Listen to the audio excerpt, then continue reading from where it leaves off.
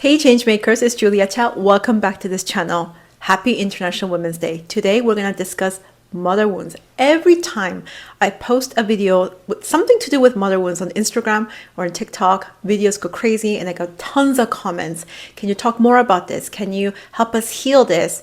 What are other symptoms I'm experiencing that I am not feeling it? Because mother wounds, like all deep wounds, are subconscious, and subconscious wounds are affecting every single area of your life, even though you're not able to connect them consciously. This is coming from the issue I had with my mother, or the absent mother, or a mean mother, or a jealous mother. It's manifesting in all your interpersonal relationships. If you're experiencing the good girl symptoms I talk about on my channel, in my books, and other types of contents, then you are experiencing some level of mother wounds.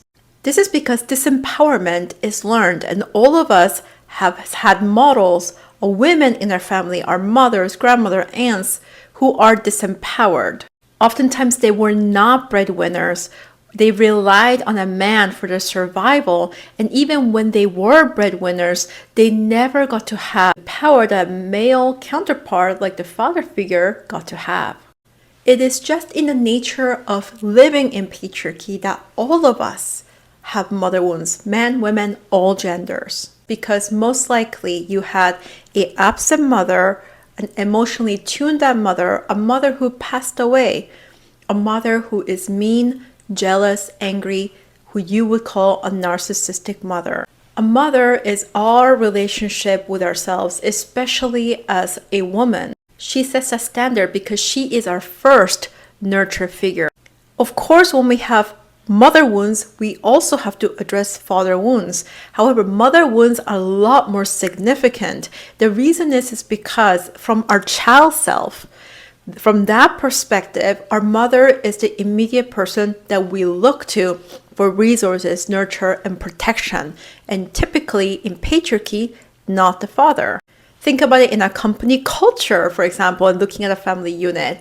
Your immediate supervisor is a person that has the most influence on you, the person that you get to have the most relationship. In a patriarchal structure, your mother is your immediate supervisor, the person that you turn to, the person that you need protection from.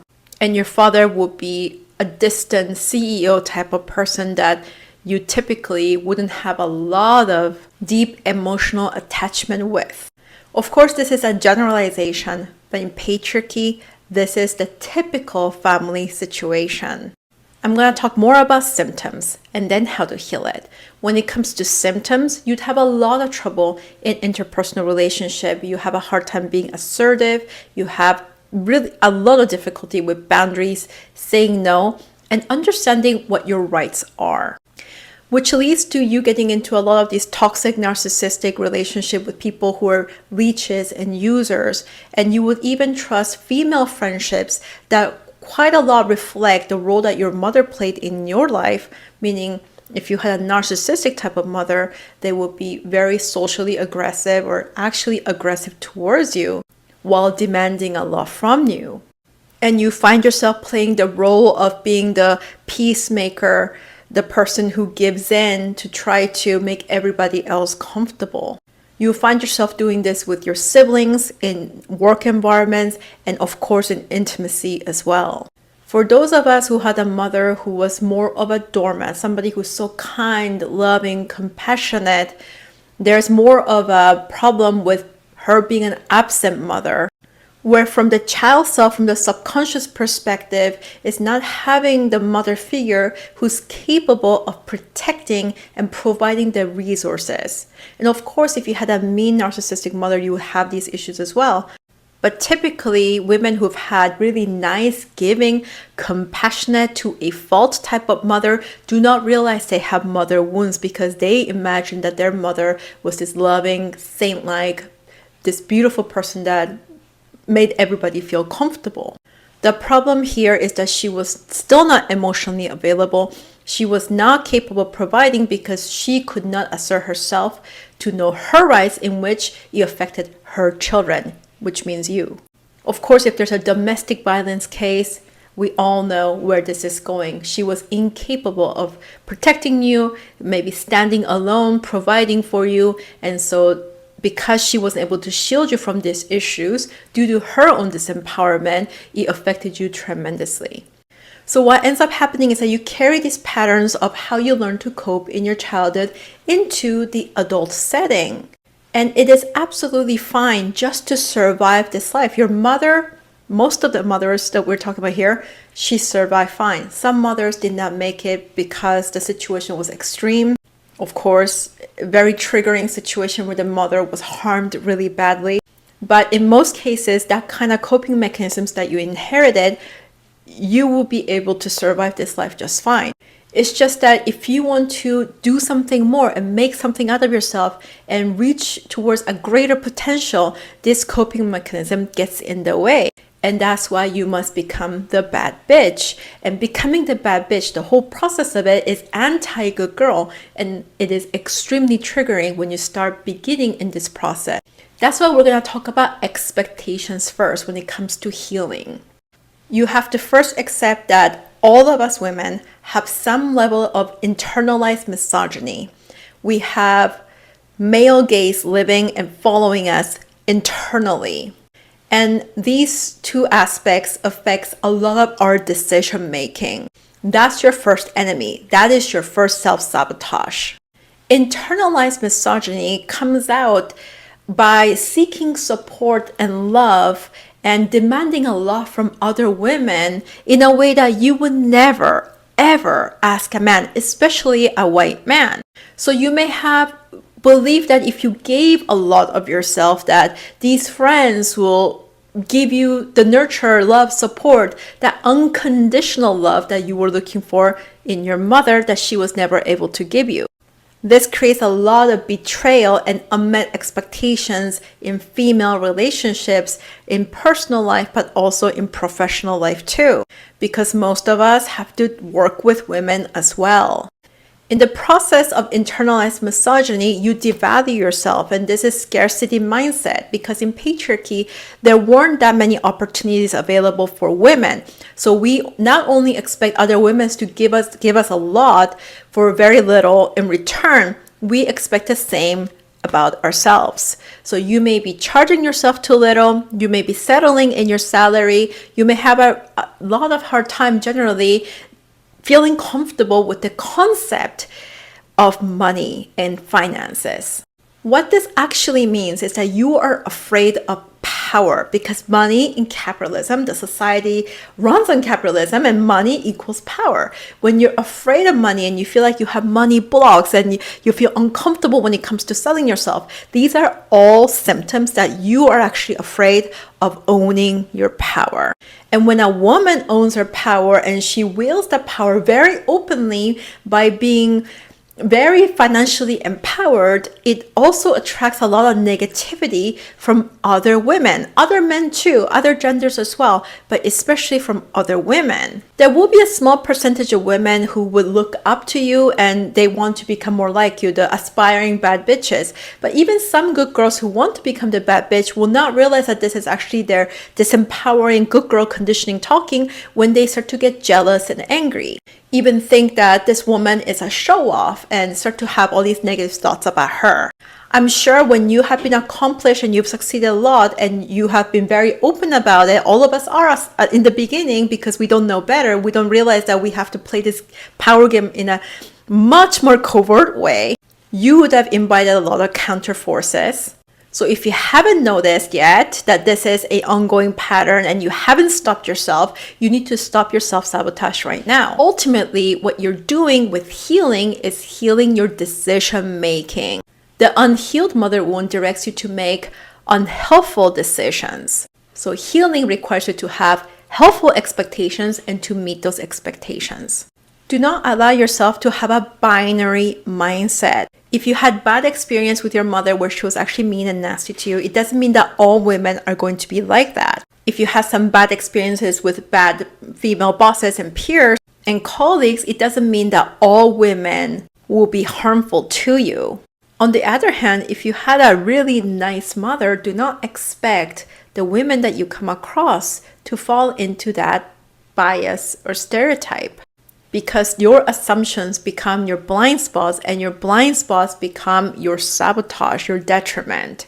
When you assume the best or worst about people, it really gets in the way of you choosing the right types of people and investing in the right types of relationships that are going to help you not only have a healthy support system, but also how to leverage that support system to elevate.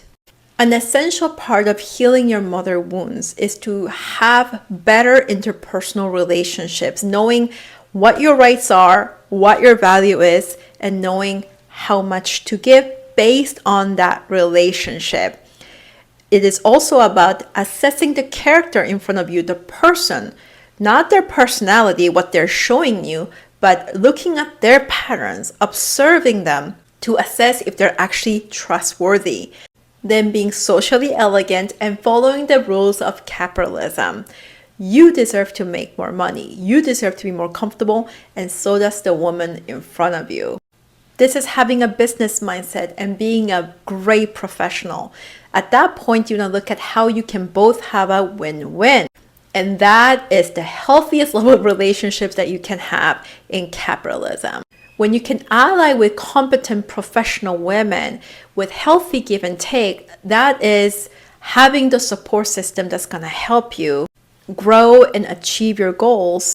And at the same time, having that kind of friendship, that healthy friendship that you've been looking for, where there is reciprocity, good give and take, and having a win-win situation for both parties. I know that some of you who are suffering from a lot of mother wounds may not like this type of language I'm using because it sounds very capitalistic and with strings attached. This is an aspect that you need to heal because this is coming from your mother wound, the expectation that relationships, especially personal relationships, have to be free. It has to be a lot of giving and nurturing without really counting with how much you're giving and how much you're getting. But this is exactly how you get in trouble. In capitalism, which we cannot avoid living in, the moment you're born, you're in capitalism. You have to look at relationships from a capitalistic perspective. When you say someone used you, it's because they did not consider your needs in a capitalistic context. They took energy from you, they took your support, they took your skills, experiences, and they used it to leverage their own to get ahead or have more comfort or gain an advantage, etc.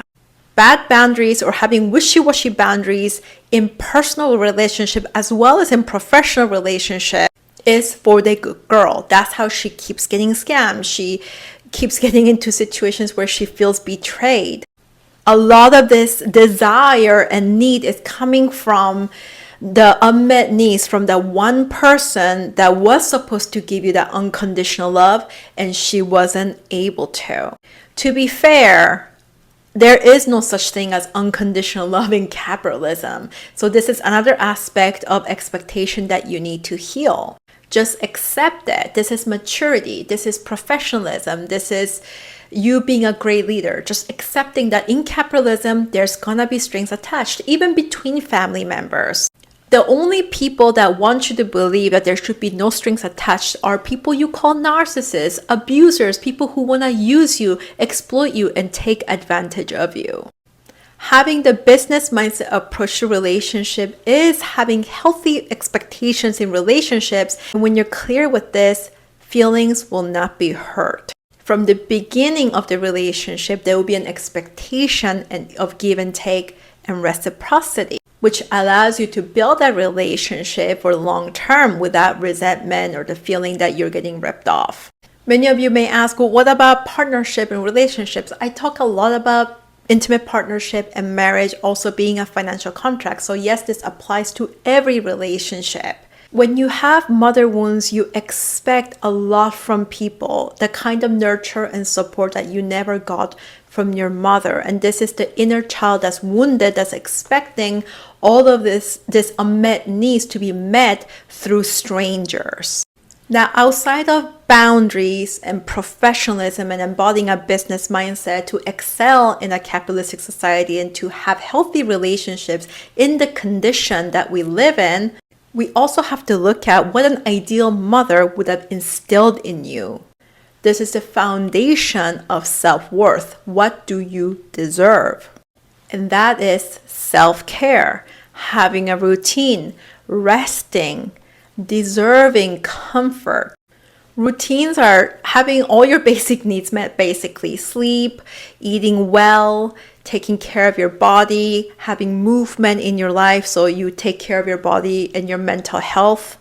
Routines are very healthy for us because as humans, we're creatures of habits. And when we have routines on autopilot, life just feels effortless and you're productive, which means that you get the things that you need to get done to give you a better life. Again, we have to see it from a capitalistic mindset. You want to achieve those goals without feeling exhausted, and that's where routines help you so much. When you have a healthy health routine that really supports you in your career and in your business, that prevents burnout. Think about what an ideal mother would do with her baby. She would have the exact time for feeding her nutritious foods. She would have the standards of putting her to bed on time. These are the things that you were missing. I always say that humans as adults, we suffer because we don't know how to do the basics that we needed to learn when we are younger than toddlers. That means how to eat well, because once we knew how to eat the things that made us feel good, and eventually we became desensitized and start putting in foods in our bodies that make us feel really, really disgusting and bloated and make us sick. Same as with sleep schedules. Everybody naturally had a healthy sleep schedule, which they have lost touch with. And when you have been traumatized and unprotected and you've had to go through a lot fending for yourself, many people growing up in domestic violence situations feeling very unsafe, we tune out of our bodies, and that's why it is important for you. Healing your mother wounds is to teach yourself the kind of care to resensitize yourself, to become in touch with your body, which in turn helps you become much better and more accurate with your intuition. Again, with decision making and character assessment and knowing how to stand in your power even when you come to a stressful and conflict-ridden situation. You want to make sure that you are supporting yourself by practicing these areas so that when difficulty hits, that you have the resilience and that you're not going to push yourself and overwork yourself to the point of a burnout. Women who are seeking that soft life are women who are traumatized from patriarchy. And all those women have mother wounds. Their mothers have been disempowered and or mean mothers. What we are doing here is pulling away from that extreme correction of going from this woman who has to fend for herself and be strong and take care of everything, then going to the extreme of tuning out and wanting this soft life, putting herself at risk of abuse by relying on some man. What you need to do is to bring yourself to balance, becoming the woman who is very wise, very productive, highly skilled and competent, who at the same time knows her value and worth and makes sure that she nurtures and supports herself. She does this by surrounding herself with helpful relationships that help her get a leg up. She gets paid for her worth and she hires mentors to achieve her greatest potential. Healing your mother wounds is this: accept the world as it is. We live in capitalism. Then you have to know how to thrive in the system. And once you accept, your expectations change, so that becomes effortless. Know your worth. Allow yourself to receive. Earn more. Leverage your resources and your interpersonal skills to create a rich, productive, and a comfortable self-life at the same time. This is what an ideal mother would have given you and would want you to have, and what she believes that you truly deserve. Thank you so much for watching. What did you think of this video? Let me know down in the comment section, because I am always excited to read your comments and I do my best to respond to every single one of them. To become socially elegant, to get started in this process of elevating, go down to the description below and find a link to my Social Elegance Masterclass, where you can start learning the basics of power and what it means to embody power, to accelerate in your success to reach your greatest potential. Thank you so much for watching, and happy International Women's Day again. You are loved, you are deserving, and abundance is your birthright. is Julia Cha, and see you in my next video.